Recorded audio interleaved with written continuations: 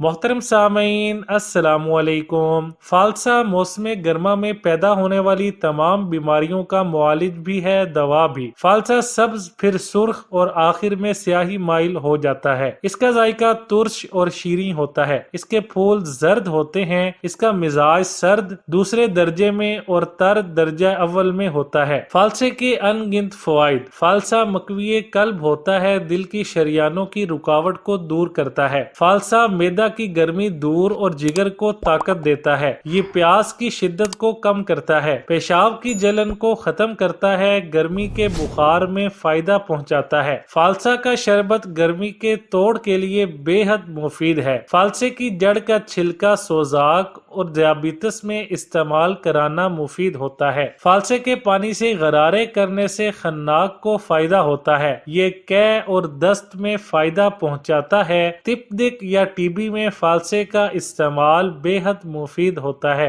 मैदे और सीने की तेजाबियत और जलन को दूर करता है। दिल की धड़कन और खास तौर पर घबराहट को दूर करता है। कच्चा और खट्टा फालसा इस्तेमाल नहीं करना चाहिए। औरतों की मखसूस बीमारियों मसलन लेकोरिया और सैलानुर रहम में मुफीद होता है। फालसा खून बनाता भी है और खून साफ भी करता है। जिनका मैदा बोझल रहता हो, तबीयत मतलाती हो और खाने की नाली में जलन महसूस होती हो, एक पाव फालसा का पानी निकाल कर 3 पाव चीनी मिलाकर गाढ़ा शरबत तैयार करें। यही शरबत 3 बड़े चमचे हर खाने के बाद चाटने से बेहद फायदा होता है। तेज बुखार में फालसा का जूस देने से मरीज की तस्कीन होती है। फालसा का शरबत खून की खराबी के लिए बेहद मुफीद होता है। फालसे की जड़ की छाल 2 तोले रात को भिगोकर सुबह इसका पानी पीने से सोजाक, सीने की जलन और पेशाब की सोजिश दूर होती है। फालसे का मतवातर इस्तेमाल खून और सफरा की तेजी को रफा करता है। फालसा सर्द मिजाज वालों के लिए नुकसानदेह होता है क्योंकि इसकी तासीर ठंडी होती है, सीने और फेफड़ों को नुकसान पहुंचाता है, इसलिए एहतियात से इसे इस्तेमाल करना चाहिए और जरूरत से ज्यादा नहीं खाना चाहिए। फालसा की शरबत में अगर अर्के गुलाब डालकर पिया जाए तो इसके फवाइद दुगने हो जाते हैं। फालसे का शरबत बनाने का तरीका। फालसे का शरबत बनाने का तरीका ये है, आज सिर पका हुआ फालसा, 1 सिर पानी। पहले फालसे को पानी में खूब रगड़ कर धो लें। अब इसको थोड़े से पानी में ग्राइंड कर लें। अब इसको किसी छलनी से छान लें और चीनी मिलाकर पका लें। जब ये आमेजा गाढ़ा हो जाए